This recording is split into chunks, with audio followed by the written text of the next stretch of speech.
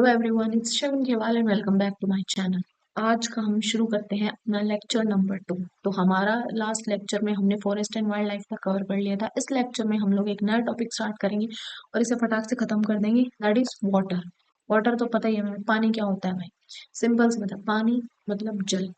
पानी हमारे लिए बहुत ज़्यादा इम्पोर्टेंट है, हमारे सर्वाइवल के लिए अर्थ पे बहुत ज़्यादा इम्पोर्टेंट है। तुम्हें पता ही होगा कि हमारा जो अर्थ है वो 70% पानी से मिलके बना हुआ है और 30% लैंड है, लेकिन उसके बावजूद भी हमारे पास पानी की कमी है।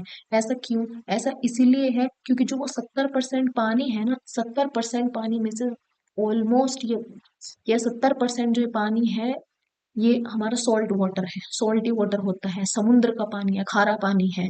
ठीक है, और इसके अलावा 70 में से I don't know the like exact percentage, लेकिन 70% में से ज्यादातर पानी हमारा खारा पानी है। और बचा कुचा हमें जो वाटर मिलता है लेक से, ग्राउंड वाटर, अंडरग्राउंड वाटर, ये सारी जो है ये हमारे रिसोर्सेज हैं जिन्हें हम यूज करते हैं। जो हमारे यूज का पानी होता है सिर्फ इतना होता है। समुद्र का पानी हम यूज नहीं करते क्योंकि वो खारा पानी होता है, सॉल्टी पानी होता है। पानी बहुत है लेकिन हमारे यूटिलाइजेशन के लिए नहीं है, इतना नहीं है, कम है। सबसे पहले तो तुम्हें पता है भाई, पानी बहुत इंपॉर्टेंट होता है, बेसिक सी बात है ये तो तुम्हें सबको पता होगा। और पानी जो होता है हमें क्या होता था भाई, पहले के टाइम पे जो पानी था, बरसात होती है, बरसात का जो सीजन होता है वो कुछ लिमिटेड महीनों का होता है। ठीक है, तो 1 2 महीने या 3 महीने हद से हद इतना बरसात होती है। हमारे यहाँ अगर हम इंडिया में बात करते हैं, ठीक, तो इतना ही बरसात का मौसम होता है हमारे यहाँ। तो बरसात जो होती है मानसून के टाइम पे ही होती है।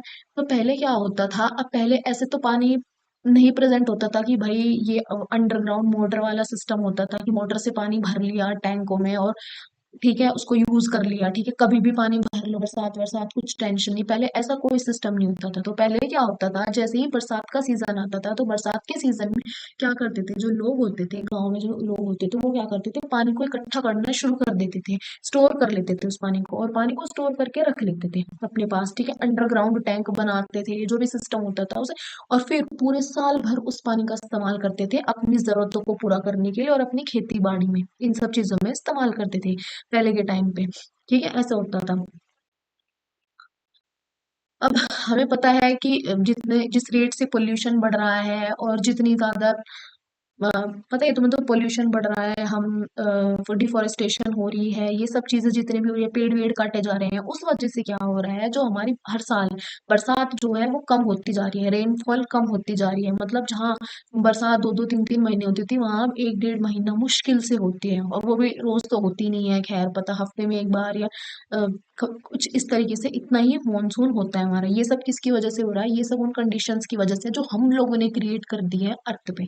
ठीक है, डिफोरेस्टेशन करके, पॉल्यूशन बढ़ा के, पेड़ वेड़ काट के, इन सब चीजों से जो हमने क्रिएट कर दी है। आज के टाइम पे तो इतनी टेक्नोलॉजीज है कि हम अपने खेतों में आराम से पानी दे सकते हैं। अंडरग्राउंड वाटर निकाला, इलेक्ट्रिसिटी चाहिए होती है, बस अंडरग्राउंड वाटर लिया और पानी को दे दिया। लेकिन पहले के टाइम पे ऐसा नहीं होता था। मैं जैसे मैंने तुम्हें बताया, लोग 2 महीने बरसात हुई, उस 2 महीने में जितना पानी था उस सबको स्टोर करके रख लेते और उस पानी को पूरे साल इस्तेमाल करते थे, थोड़ा थोड़ा थोड़ा थोड़ा अपनी खेती बाड़ी में भी और अपने डेली के नीड्स को पूरा करने के लिए भी। क्योंकि पहले ऐसा कोई सिस्टम, ऐसी कोई टेक्नोलॉजी नहीं थी। लेकिन उसके बाद क्या हुआ, अंग्रेज आए भारत में, अंग्रेज आए। जैसे ही भारत में अंग्रेज आए तो अंग्रेजों ने क्या करना शुरू कर दिया, डैम्स बनाने शुरू कर दिए। इन डैम्स के बारे में हम लोग पढ़ेंगे, आगे पढ़ेंगे, डैम्स और कैनाल्स इन सब के बारे में पढ़ेंगे। तो डैम्स बनाए, डैम्स क्या होते हैं, कुछ नहीं, डैम्स तो पता ही होगा, मोस्टली पानी को स्टोर करने के लिए यूज किए जाते हैं।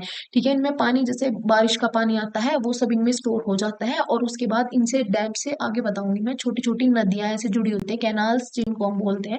ये कैनाल बह रहे होते हैं डैम से जुड़े हो, और ये कैनाल अलग अलग जगह से पास होके जाते हैं। तो जैसे अंग्रेज आए, अंग्रेजों ने डैम्स और कैनाल्स बनाने शुरू कर दिए। ठीक है, तब डैम्स और कैनाल्स थे तो अब क्या था, अब इस चीज की जरूरत नहीं थी कि बरसात में जो पानी है उसे इकट्ठा करो, ऐसी कोई जरूरत नहीं पड़ती थी लोगों को। अपने खुद खुद के घरों में कोई पानी इकट्ठा करने की जरूरत नहीं पड़ती थी। इन डैम्स में जो है 12 महीने, 12 महीने, 12 के 12 महीने इन डैम्स के अंदर पानी रहता था, इन कैनाल्स के अंदर जो है पानी रहता था, कभी खत्म नहीं होता था।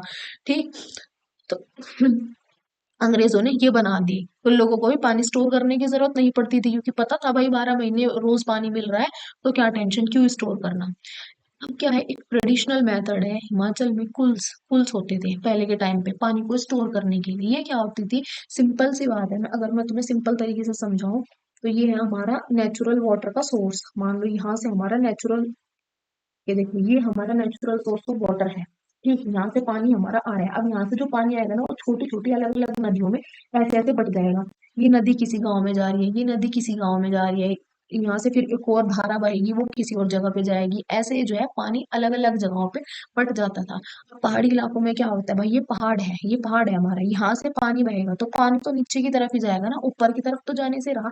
तो अगर यहाँ पे कोई पानी का मेन सोर्स है, एक सोर्स पानी का होता है, वहां से ऐसे अलग अलग डायरेक्शन में पानी बहता है, वो डायरेक्शन अलग अलग गांव में जाके फिर वो पानी बट जाता है। तो ये सिस्टम होता था पहाड़ों में पहले के टाइम पे। ठीक है, तो लोग क्या करते थे, ऊपर मेन स्ट्रीम से जो पानी आ रहा है उसे भर के इकट्ठा कर लेते थे और फिर उसे खेती बाड़ी में इस्तेमाल करते थे, इरिगेशन के लिए। इरिगेशन पता है, खेतों में पानी देने को इरिगेशन बोलते हैं। इन सब चीजों के लिए इस्तेमाल करते थे पहले। तो कुल्स क्या होता था, कुछ नहीं होता था भाई, एक मेन पॉइंट होता था, मेन सोर्स होता था ये एक। ठीक है, नेचर वाला नेचुरल वाटर होता था ये। ठीक है, नेचुरल जो ऊपर पहाड़ों से आता था, कहीं से बर्फ पिघल रही है उससे जो पानी आता था, ये नेचुरल सोर्स था। यहाँ से पानी आता था और वो अलग अलग छोटी छोटी नदियों में बट जाता था, और बटने के बाद अलग अलग गाँव में चला जाता था, और गाँव के लोग इस पानी को इकट्ठा कर लेते थे, स्टोर कर लेते थे, और इससे खेती बाड़ी में इस्तेमाल करते थे। पहले इस तरह का सिस्टम होता था। अब आगे की अगर मैं बात करूं, अब ये जो कुल्स हैं इन्हें, मतलब जैसे मैं हमने बता दिया कि अलग अलग गांव में जा रहे हैं, तो ऑब्वियस सी बात है इनकी देखभाल कौन करेंगे, जो गांव के लोग होंगे वही इसकी देखभाल करेंगे। लेकिन जब क्या हुआ फिर, आगे जाके डेवलपमेंट होना शुरू हुआ। जैसे डेवलपमेंट होना शुरू हुआ, ये जो तो पुल्स थे, जो इरिगेशन डिपार्टमेंट था उस टाइम पे, इरिगेशन डिपार्टमेंट जो था सरकारी दफ्तर था एक तरह का, उसने क्या किया, इन सारे पुल्स को गांव के लोगों को बोल दिया कि इन्हें देखने की जिम्मेदारी हमारी है। लेकिन ना तो उस सरकार ने उन्हें देखा, ना ही उस डिपार्टमेंट ने उन्हें देखा, और धीरे धीरे वो सारे के सारे पुल्स क्या है, बंद हो गए। कोई उनकी देखभाल नहीं करता था, तो अब उनका कोई यूज नहीं था। अब हमारा जो नेक्स्ट टॉपिक आता है वो है हमारा डैम। डैम्स, ठीक है, बांध जिसे हम बोलते हैं। डैम्स क्या होता है, पानी को स्टोर करने के लिए यूज किया जाता है। ठीक है, इसमें क्या होता है, पानी जैसे बारिश बरसात का पानी आता है या ऊपर पहाड़ों से बहता हुआ पानी आता है, उस सारे पानी को एक एरिया में स्टोर कर लिया जाता है, और उस एरिया में स्टोर कर लेते हैं उस पानी को। और चैनल्स होते हैं, कुछ चैनल बंद कर देते हैं ताकि वो पानी उस एरिया के बाहर ना जाए। ठीक है, जब भी ऐसा होता है कि पानी की कमी हुई है कुछ भी, तो एक दो चैनल खोल देंगे और थोड़ा थोड़ा पानी उससे निकल जाएगा। सारा चैनल अगर खोल दे एक बार में तो पूरा का पूरा बाढ़ आ जाएगी, इतना पानी डैम्स के अंदर स्टोर होता है। लेकिन इसका इस्तेमाल, डैम्स का इस्तेमाल सिर्फ पानी को स्टोर करने के लिए नहीं किया जाता, वहाँ उस पानी से बिजली बनाने के लिए, इलेक्ट्रिसिटी बनाने के लिए भी इस्तेमाल किया जाता है। पावर प्लांट्स लगे हुए होते हैं वहाँ, पावर प्लांट से, इसी पानी से, डैम का जो पानी है इसी से इलेक्ट्रिसिटी बनाई जाती है। अब क्या होता है, कैनल सिस्टम होता है। कैनाल सिस्टम्स क्या होंगे, ये अगर हमारा ये डैम है, हमारी डैम होता है, इस डैम से ऐसे छोटी छोटी कैनाल्स जुड़े हुए होते हैं ये। अब ये जो कैनाल्स होते हैं ये अलग अलग एरिया में को पास करते हैं। ठीक है, जैसे एक है राजस्थान के अंदर होता है इंदिरा गांधी कैनाल। इंदिरा गांधी कैनाल किसी डैम से जुड़ा होगा, जैसे मान लो ये डैम होगा, इससे एक कैनाल जुड़ा हुआ है, इंदिरा गांधी कैनाल। अब ये कैनाल जो है जिस जिस गांव में को, या जिस जिस शहर से पास हो होके जाएगा, उस शहर के जो आसपास, गांव के आसपास जो लोग रह रहे होंगे, उन्हें वो पानी मिल जाएगा। लेकिन जहां जहां से ये कैनाल पास नहीं हो रही, उन लोगों को तो पानी मिलेगा ही नहीं। ठीक, तो अब सरकार ने तो डैम्स बना दिए, कैनाल्स बना दिए। अब कैनाल्स बनाने के लिए, डैम्स बनाने के लिए क्या चाहिए होता है, जमीन चाहिए होती है। तो जो जहाँ पे जो मतलब गांव वाला इलाका, जंगल वाला इलाका है, उसे काट देते हैं। काटने के बाद वहां क्या करते हैं, वहां के जो लोग होते हैं उन्हें बोल देंगे कि ठीक है भाई, तुम इस जगह को खाली करो, और हम क्या करेंगे बदले में, तुम्हें वाटर प्रोवाइड करेंगे। इस डैम्स का जो, डैम का जो पानी होगा वो तुम्हें मिलेगा। लेकिन हकीकत में ऐसा कुछ नहीं होता, क्योंकि कैनाल इस तरह से बनते हैं कि अब मान लो एक गांव में 20 फैमिली रह रही है, 20 परिवार एक गांव में रह रहे हैं। अब उन्होंने गांव खाली कर दिया, ठीक है, क्योंकि उस गांव में क्या बनना है, डैम बनना है। अब 20 फैमिली है, अब हर फैमिली में मान लो 50-60 लोग, 60 लोग मान लो, पूरे गांव में 50-60 लोग रह रहे हैं। 50-60 लोग में से कुछ लोग कहीं चले गए, कुछ लोग कहीं, कुछ कहीं, कुछ कहीं रह रहे हैं, अलग अलग बट गए। अब तो वो अलग अलग गाँव में जाके रह जाएंगे। अब वो क्या करेंगे, इंतजार करेंगे बेचारे कि भाई डैम बनेगा, कैनाल्स आएंगे, हमें वो पानी की सुविधा मिलेगी। लेकिन कैनाल का क्या पता कहाँ से रास्ता सरकार निकाले और वो कहाँ को बह के जाएगा। तो लोगों को जो चाहिए होता है, जिस वजह से उनकी जमीन, उनका घर खाली कराया जाता है, वही फैसिलिटी उन्हें नहीं मिलती। इस चीज को लेके आज भी एक केस चल रहा है। जहाँ पे लोग लड़ रहे हैं अपने हक के लिए कि हमें हमारी जगह खाली कराएगा, ये हमारा घर खाली कराएगा, लेकिन उसके बाद भी हमें उस डैम का कोई भी फायदा नहीं मिल पा रहा, उस कैनाल का कोई भी फायदा नहीं मिल पा रहा।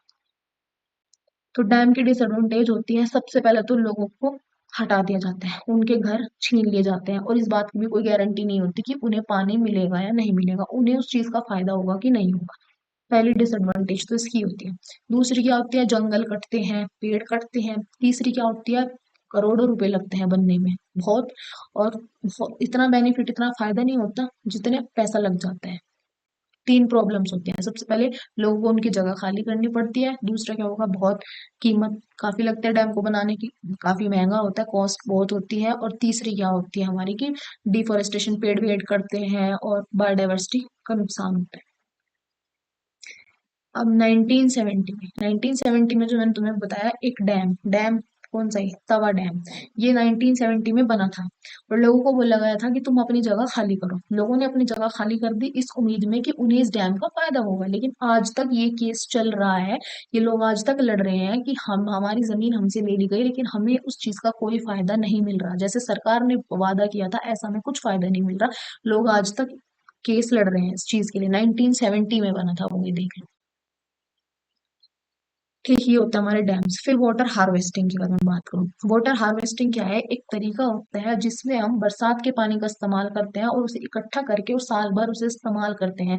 बरसात में जो पानी आ रहा होता है उसे बहने नहीं देते, जैसे अब तो क्या है, बहने देते हैं हम, तो अब थोड़ी ना हम जाएंगे कि चलो भाई पानी इकट्ठा कर लो। अब पहले होता था ये। अब भी कुछ जगहों में होता है जहाँ पे पानी की बहुत ज्यादा कमी होती है, वहां होता है, लेकिन आजकल तो कम ही होता है। अब क्या है इसमें, वाटर हार्वेस्टिंग में बरसात का पानी आया तो उस पानी को एक जगह इकट्ठा करेंगे, इकट्ठा करने के बाद उसे स्टोर कर लेंगे और आगे जाके हम उसका इस्तेमाल करते हैं जब भी पानी की हमें जरूरत होती है। ठीक, उस पानी को ऐसे वेस्ट नहीं होने देते, ये होता है वाटर हार्वेस्टिंग। इसकी जरूरत क्यों पड़ी, इसकी जरूरत पड़ी ताकि वाटर शॉर्टेज से बचा जा सके, पानी की जो कमी हो रही है, पानी का जैसे पहले बहुत होती थी पानी की कमी, अब तो बहुत टेक्नोलॉजीज आ गई हैं, तो उस चीज से बचने के लिए, जैसे मैंने बताया कि पहले क्या होता था कि क्या बोलते हैं, सिर्फ बरसात के मौसम में पानी मिलता था, उसी को लोग स्टोर कर लेते थे, पूरे साल इस्तेमाल करते थे। तो वाटर हार्वेस्टिंग का वो अपना के उसे स्टोर करते थे और पूरे साल इस्तेमाल करते थे, ताकि उन्हें पूरे साल पानी की तंगी ना हो।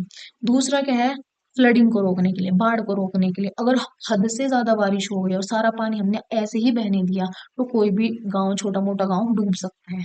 तो इसलिए वाटर हार्वेस्टिंग करते हैं ताकि पानी को इकट्ठा कर सके, बाढ़ से बचाया जा सके। तीसरा क्या है, वो जो पानी स्टोर करेंगे, उस स्टोर किए हुए पानी को हम खेत में इरिगेशन की तरह इस्तेमाल कर सकते हैं। चौथा क्या है, उस पानी को स्टोर करके हम ड्रॉट जैसी समस्याएं जो होती हैं उनसे बच सकते हैं।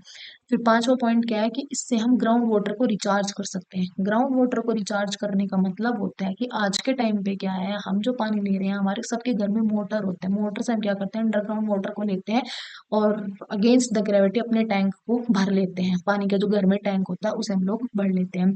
लेकिन अंडरग्राउंड वाटर भी तो खत्म होता जा रहा है, वो भी तो कम होता जा रहा है। तो क्या होता है, इससे क्या होगा, पानी आएगा, बरसात का पानी आया, पानी आ रहा है, ये हमारी जमीन है, जमीन से पानी मिट्टी के अंदर चला जाएगा और मिट्टी के अंदर पानी जाके फिर जो नीचे ग्राउंड वाटर होता है उसमें मिक्स हो जाएगा। तो इस तरह ग्राउंड वाटर की लेवल को भी मेंटेन किया जाता है। इसे बोलते हैं ग्राउंड वाटर को रिचार्ज करना। ठीक है, कि बरसात का पानी आ रहा है, ग्राउंड में जा रहा है, मिट्टी उस पानी को एब्जॉर्ब कर रही है, सोख रही है, पी रही है मिट्टी उस पानी को, और जो ग्राउंड वाटर की लेवल है वो बढ़ रही है। ऐसे रिचार्ज होता है ग्राउंड वाटर। ठीक है, अब वाटर हार्वेस्टिंग के तीन तरीके होते हैं। सबसे पहले होते हैं रूफ टॉप। रूफ टॉप का मतलब होता है, छत थी, बरसात आई, छत पे पानी इकट्ठा किया, एक छत पे, एक मिनट, बरसात आई, हमने छत पे पानी इकट्ठा कर लिया, ये हमारी छत थी, तो हमने पानी इकट्ठा किया। ठीक है, ऐसे ये सब पानी था और यहाँ पे हमने एक पाइप लगा दिया और ये सारा पानी इस पाइप से होके आ रहा है और हमने नीचे रख दिया एक टैंकर, उस टैंकर के अंदर ये सारा पानी स्टोर हो गया। ठीक है, उस टैंकर के अंदर ये सारा का सारा पानी स्टोर हो गया। ये होता है रूफ टॉप वाटर हार्वेस्टिंग का मेथड। हमारे घर की छत है, इस पे हमने क्या किया, पानी, बरसात आई, जो बरसात आई पानी इकट्ठा हुआ, इस पे यहाँ से हमने एक पाइप कनेक्ट कर दिया, इस पाइप से सारा का सारा पानी नीचे हमने टैंकर रख दिया, इस टैंकर के अंदर स्टोर हो गया। ये होता है हमारा रूफ टॉप वाटर हार्वेस्टिंग। दूसरा होता है surface run of water harvesting. इसमें क्या होता है कि सड़कों पे या खेतों में या खुले मैदानों में जितना भी पानी है वो सारा का सारा पानी क्या होता है, जो पॉन्ड्स बने हुए होते हैं तो छोटे छोटे लेक्स होते हैं उन सब में जाके इकट्ठा हो जाता है। तुमने देखा हो अगर, एक मिनट, तुमने अगर देखा हो कभी तो गांव में ऐसा होता है कि एक बड़ा सा लेक होगा, एक लेक होगा और सबके घरों का पानी, और ऐसे घर कनेक्टेड होते हैं, साइड बाय साइड घर कनेक्टेड होते हैं, ऐसे ऐसे घर जुड़े हुए होंगे, ऐसे घर जुड़े हुए होते हैं, ठीक है, ऐसे रोड हो गई, फिर ऐसे ये रोड मुड़ेगी, फिर ऐसे ये सब ऐसे सारे के सारे घर कनेक्टेड होते हैं। तो जो ये छोटे छोटी नालियां होती हैं उन नालियों का सारा पानी इसमें आगे इकट्ठा हो जाता है इस छोटे से लेक में। यही सरफेस रन ऑफ होता है। जैसे ही बरसात पड़ेगी सड़कें जो है भर जाएंगी पानी से, जब सड़कें पानी से भर जाएंगी, जो जो खुले मैदान है वो पानी से भर जाएंगे, तो जब पानी वहां से निकलेगा छोटी छोटी नालियों से पानी बहेगा, तो बहने के बाद पूरे गांव का पानी एक जगह इस तालाब में इकट्ठा हो जाएगा। ये होते हैं surface run of water harvesting. लेकिन ये बात अलग है कि ये पानी गंदा होता है, पर हाँ इसे इरिगेशन के उसमें इस्तेमाल किया जा सकता है। तीसरा होता है चेक डैम्स एंड बंस। अब ये क्या है, इसमें छोटे छोटे बैरियर बनाए जाते हैं, छोटे छोटे बैरियर मतलब छोटी छोटी रुकावटें बनाई जाती हैं ताकि पानी जो है उसे इकट्ठा किया जा सके। अब देखो इसमें होता क्या है, इसके अंदर जो होता है कुछ इस तरह से होता है कि ये है, पानी आ रहा है, बरसात का पानी आया, हमने ये बैरियर बना दिया, ठीक है, ये बैरियर बना दिया, हमने इस पानी को यहीं पे रोक दिया, इस पानी को हमें आगे नहीं करने देना, इस पानी को हमने यहीं पे रोक दिया। ये हमने बैरियर बनाया, इस पानी को हमने यहीं पे रोक दिया। अब ये पानी क्या करेगा, नीचे मिट्टी में चला जाएगा, ठीक है, और मिट्टी में हम अंडरग्राउंड टैंक बना सकते हैं जहाँ पे हम उस पानी को स्टोर कर लेंगे। इतना है ये, ठीक है। अब समझ में आया, ये क्या, तो छोटे छोटे बैरी मतलब सिंपल तरीका ये है कि हमें इस पानी को मिट्टी में भेजना है, मिट्टी के अंदर हम कोई भी अंडरग्राउंड टैंक खोद सकते हैं और वो पानी हमारा उसमें स्टोर होता रहेगा। ठीक है। अब कुछ ट्रेडिशनल मेथड जो अलग अलग जगहों पे यूज किए जाते हैं वो कौन से होते हैं भाई, राजस्थान में ये होता है खादिन्स, हिमाचल में होते हैं पुल्स, होते थे पहले, बिहार में ये होता है, महाराष्ट्र में ये। तो ये सारे ट्रेडिशनल तरीके होते हैं स्टोर करने के। अब ये देखो खादिन सिस्टम, ये है हमारा खादिन सिस्टम, तुम्हें दिख रहा हो, यहाँ से ध्यान से देखना। बरसात हुई, बरसात होने के बाद ये पानी यहाँ से आ रहा है, आया पानी आया पानी आया, हमने ये बैरियर क्रिएट कर दिया, जब हमने रुकावट क्रिएट कर दी, रुकावट क्रिएट करने के बाद ये सारा का सारा पानी क्या है, अंडरग्राउंड चला गया, ऐसे ये पानी अंडरग्राउंड चला गया और अंडरग्राउंड जाके ये यहाँ पे इकट्ठा हो जाएगा, स्टोर हो जाएगा। ठीक है, इस तरह से होता है। बरसात आई थी, पानी था, पानी हमने यहाँ पे रुकावट बना दी, ताकि ये जो बहता हुआ पानी आ रहा है, ये बहता हुआ पानी को हमने अंडरग्राउंड भेज दिया यहाँ पे एक रुकावट बना के। ये है सिंपल। ठीक, मेन जो है हमारी वो सरफेस रूफटॉप वाली है और सरफेस वाली है। वाटर हार्वेस्टिंग के एडवांटेज क्या है कि इससे वाटर की अवेलेबिलिटी बढ़ जाती है, सॉइल के अंदर नमी आ जाती है, सॉइल इरोजन रुक जाता है, और ये इको फ्रेंडली, लो कॉस्ट होता है, इको फ्रेंडली मिलता है, नेचर को कोई नुकसान नहीं होता इससे। अब हमारा लास्ट टॉपिक है इसमें, कोयल एंड पेट्रोलियम। हमें पता है कोयल एंड पेट्रोलियम कितने इंपॉर्टेंट होते हैं। सबसे पहले तो बहुत इंपॉर्टेंट सोर्स है हमारे लिए एनर्जी का। इंडस्ट्रियलाइजेशन जैसे हुई, मतलब जैसे इंडस्ट्रीज सेटअप होनी शुरू हुई, डेवलपमेंट होना शुरू हुआ, तो इन चीजों का इस्तेमाल बहुत ज्यादा बढ़ गया। हम अपनी रोज की जरूरतों को पूरा करने के लिए कोल एंड पेट्रोलियम पे डिपेंड करते हैं। अब तुम पूछोगे कैसे, चलो कैसे जरूरत पूरी करते हैं हम ये देखो। सबसे पहले एलपीजी का जो सिलेंडर यूज किया जाता है हमारे घरों में, वो इनसे बनता है। एलपीजी पेट्रोल डीजल गाड़ियों में डलता है, वो इनसे बनता है। इलेक्ट्रिसिटी जो हम इलेक्ट्रिसिटी जनरेट करते हैं वो कोयले से बनती है, ठीक है, पानी से भी बनती है, कोयला भी, लेकिन उसमें लगता है हीट बनाने के लिए, हीट बनाने के लिए कोयला चाहिए होता है। फिर क्या है, रोड सड़कें बनती हैं, उसमें कोयले का इस्तेमाल होता है। डिटर्जेंट में कोयले का इस्तेमाल होता है। सोप्स में इनका इस्तेमाल किया जाता है। जो फर्टिलाइजर, खेतों की दवाइयां बनती हैं उनमें इसका इस्तेमाल होता है। लुब्रिकेंट्स, गाड़ी वगैरह में जो ग्रीस वगैरह होता है उन सब में इसका इस्तेमाल किया जाता है। तो इस तरीके से कोयला पेट्रोलियम इतना ज्यादा हमें नहीं पता होता, लेकिन हम डेली में इतना ज्यादा इसका यूज ले रहे हैं अपने रोज के कामों में। अब ये बनता कैसे है, ऑयल और पेट्रोलियम ऐसे नहीं कि भाई एक दिन दो दिन में ऐसे बन गया, ऐसे नहीं बनता है। क्या होता है कि जैसे कि मान लो कहीं पेड़ कट गया या कहीं जानवर नेचुरली मर गया, और ये सब भी एक साथ एकदम नहीं होता। तो किसी मतलब आपदा आ गई, जैसे मान लो अर्थवॉर्म आ गया, तो कहीं का जंगल खत्म हो गया एक तरीके से, या अ, कहीं से जंगल कटा तो जानवर मर गए। इस तरह से क्या होता है, जब प्लांट्स या एनिमल्स ये सब मर जाते हैं, मरे हुए प्लांट एंड एनिमल क्या होंगे, मिट्टी के अंदर इकट्ठा होना शुरू हो जाते हैं, दब जाते हैं, और दबने के फिर मिलियंस ऑफ ईयर के बाद, मिलियन ऑफ सालों के बाद क्या होता है, ये कोयल और पेट्रोलियम हमें मिलते हैं। बहुत ज्यादा मरे हुए प्लांट्स और एनिमल्स सॉइल के अंदर जाते हैं, नीचे दब जाते हैं, और मिलियन मिलियन लाखों करोड़ों साल लग जाते हैं हमें, और तब जाके हमें क्या होता है, लाखों साल में जाके हमें कोयल और पेट्रोलियम नसीब होता है। बनता किससे है, मरे हुए प्लांट्स और एनिमल से, देख लो। हम यूज कर रहे हैं, और हम ही जब मर जाएंगे तो हमसे ही ये बन जाएगा, लेकिन मिलियंस ऑफ ईयर्स लगते हैं, मतलब इतना थोड़ा बहुत कोयल पेट्रोलियम बनने में भी लाखों साल लग जाएंगे, और हम उसे ऐसे लाखों की स्पीड से खर्च कर रहे हैं। दूसरा क्या है, ये नॉन रिन्यूएबल रिसोर्स है, एक बार खत्म हो गया वापस नहीं आ सकता। मिलियन लाखों साल लगेंगे दोबारा बनने में, अगर एक बार पूरी तरह खत्म हो गया तो लाखों साल में दोबारा बनेगा। ठीक, फिर लिमिटेड रिजर्व्स। लिमिटेड रिजर्व्स क्या होता है, आज के टाइम पे हमारे पास बहुत कम मात्रा में बचा है। ठीक है, पेट्रोलियम जो है वो 40 साल तक चल सकते हैं, और कोल जो है वो 200 साल तक चल सकता है, और बस इतना जो आज के टाइम पे हमें बचा है, हमारे पास इतने बचा है कि हम पेट्रोल को चला सकते हैं 40 साल तक, और अपना जो कोल होता है उसे चला सकते हैं 200 साल तक, इतना ही बचा है हमारे पास। फिर मिलियंस ऑफ लाखों साल में जो दोबारा बनेगा वो हम दोबारा यूज करेंगे, तब तक तो पता नहीं कितनी जनरेशन जा चुकी होंगी। फिर क्या होता है, नीड फॉर ऑल्टरनेटिव। अभी रिसोर्सेज जो है खत्म होते जा रहे हैं, हमें पता है कोयल पेट्रोलियम खत्म होते जा रहे हैं, तो इनकी जगह हमने अब नई टेक्नोलॉजीज ढूंढनी शुरू कर दी, जैसे कि सोलर पैनल्स होते हैं, हवा, इन सब का इस्तेमाल करना हमने शुरू कर दिया। जहाँ पे हमें कोयला चाहिए होता है वहां पे अब हम कुछ और चीज देख रहे हैं कि कोयले को हटा के हम कुछ और चीज का इस्तेमाल कर सके, ताकि वो जरूरत हमारी पूरी हो जाए, वो काम हमारा पूरा हो जाए। अब कोयले पेट्रोलियम के अंदर होते क्या क्या, कौन कौन से कंपाउंड है, सबसे पहले तो कार्बन होता है, हाइड्रोजन होगा, नाइट्रोजन होगा, सल्फर होगा, ये सब चीजें होती हैं। ठीक है, ये सारी की सारी चीजें पोल्यूशन भी करती हैं। अगर हम कोयले पेट्रोलियम को जलाते हैं तो उससे क्या निकलती है, सबसे पहले उससे जलाने से कार्बन डाइऑक्साइड निकलती है, पानी निकलता है, ऑक्साइड्स निकलते हैं नाइट्रोजन और सल्फर की। ऑक्साइड का मतलब कंपाउंड है, कुछ कंपाउंड बनते हैं, नाइट्रोजन और सल्फर के कंपाउंड निकलते हैं, कार्बन डाइऑक्साइड निकलती है, पानी निकलता है। और ये जो कार्बन डाइऑक्साइड और जो ऑक्साइड्स हैं, कार्बन, नाइट्रोजन और सल्फर की, ये बहुत ज्यादा खतरनाक होते हैं, क्योंकि ये पॉल्यूशन करती हैं।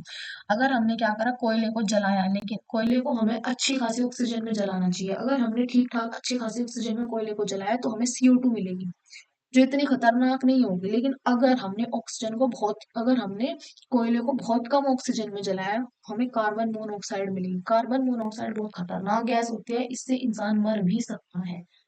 तो अगर कोयला हम जला रहे हैं तो अच्छी खासी मात्रा ऑक्सीजन की होनी चाहिए, तब जाके हमें कार्बन डाइऑक्साइड मिलेगी, वरना हमें कार्बन मोनोऑक्साइड मिलेगी, जो कि बहुत खतरनाक गैस होती है, इससे इंसान की डेथ भी हो सकती है। ठीक, अब इसे जलाने के मतलब हार्मफुल इफेक्ट्स क्या हैं इसके। सबसे पहले जो carbon monoxide, sulphur oxide, nitrogen oxide, ये सारी चीजें बनती हैं कोयला जलाने से, जो कि बहुत ज्यादा खतरनाक होती है। दूसरा क्या है, carbon dioxide green house effect होती है, ग्रीन हाउस गैस होती है। ग्रीन हाउस गैस खतरनाक गैस होती है, मतलब हार्मफुल गैस होती है, ग्लोबल वार्मिंग करती है, जिसकी वजह से ओजोन लेयर खत्म होती जा रही है। ठीक है, कार्बन स्टोरेज की अगर मैं बात करूं, कोयल और पेट्रोलियम जो होते हैं ह्यूज रिजर्वोयर्स होते हैं कार्बन के, मतलब इनके अंदर बहुत ज्यादा मात्रा में कार्बन प्रेजेंट होता है। कोयल और पेट्रोलियम के अंदर बहुत ज्यादा मात्रा में कार्बन प्रेजेंट होता है। ठीक है, जब इन्हें हम जलाते हैं तो कार्बन रिलीज होता है CO2 की फॉर्म में, एटमॉस्फेयर में जाता है, एटमॉस्फेयर में जाके पोल्यूशन करता है, पोल्यूशन करेगा, क्लाइमेट बदल देगा, जिसकी वजह से ग्लोबल वार्मिंग हो जाएगी, और ग्लोबल वार्मिंग होगी तो ओजोन लेयर टूटनी शुरू हो जाएगी। ओजोन लेयर टूटनी शुरू हो जाएगी तो यूवी रेज सीधा अर्थ पे पड़ेंगी और कैंसर करना शुरू कर देंगी, और वो भी स्किन कैंसर, और पता नहीं कौन कौन सी बीमारियां। समझ में आए? तो कार्बन का बहुत बड़ा खजाना कौन होते हैं, कोयल और पेट्रोलियम होते हैं। लेकिन जब हम कोयल और पेट्रोलियम को जलाते हैं, इनका नुकसान भी है। कोयल पेट्रोलियम को जब हम जलाते हैं तो क्या होता है, कार्बन डाइऑक्साइड गैस बनती है। कार्बन डाइऑक्साइड गैस ऊपर आसमान में एटमॉस्फेयर में जाती है, जो पोल्यूशन करती है, पोल्यूशन करेगी, ग्लोबल वार्मिंग होगी, ग्लोबल वार्मिंग होती है, उसकी वजह से क्या होगा, ओजोन लेयर की डिप्लीशन होगी। ओजोन लेयर मैंने पढ़ाया था पिछली क्लास लेक्चर में, ओजोन लेयर टूटेगी, ओजोन लेयर टूटेगी तो जो सन की खतरनाक किरणें हैं वो सीधा अर्थ पे आएंगी, हमारे ऊपर हमारी स्किन पे आके पड़ेंगी और उससे कैंसर होने के चांसेस बहुत बहुत ज्यादा हाई हैं। तो ये था लास्ट टॉपिक हमें कि आपने नेचुरल रिसोर्सेज को सही तरीके से इस्तेमाल करना चाहिए। सही तरीका मतलब सस्टेनेबल तरीके से। सस्टेनेबल तरीके का मतलब होता है कि चीज को इस्तेमाल तो करो लेकिन सही तरीके से इस्तेमाल करो कि हम आगे आने वाली जो जनरेशन है वो भी उसका उतना ही फायदा ले सके जितना हम ले रहे हैं। ठीक है, अगर लगता है कि इसकी जगह कोयल की जगह मैं कुछ किसी और चीज को यूज कर सकती हूँ तो हमें वो यूज करना चाहिए। ठीक है, पेट्रोल की जगह किसी और चीज को यूज किया जा सकता है तो वो यूज करना चाहिए, क्योंकि हम हमारे पास वैसे ही इतना कम कोयल और पेट्रोलियम बचा है। पेट्रोलियम बचा है सिर्फ जो 40 साल से चल सकता है, कोल बचा है जो 200 साल से चल सकते हैं, और इन्हें बनने में लगते हैं लाखों साल। तो प्रॉपर यूटिलाइजेशन, प्रॉपर तरीके से हमें यूज करना चाहिए, सस्टेनेबल तरीके से हमें रिसोर्सेज का यूज करना चाहिए ताकि आगे आने वाली जनरेशन को भी इन सब का फायदा मिल सके। तो ये था हमारा चैप्टर। चैप्टर आसान है, थोड़ा बोरिंग सा भी है, बट इट्स ओके, तुम कर लोगे, आराम से पढ़ो, मेहनत करो, हो जाएगा। तो ये चैप्टर हमारा खत्म हो गया। अब हम मिलते हैं नेक्स्ट वीडियो में जिसमें हम वन शॉट करेंगे सबके। ठीक है, तो भाई पढ़ते रहो, एनसीईआरटी क्वेश्चंस ट्राई करना, आसान चैप्टर है, कुछ समझना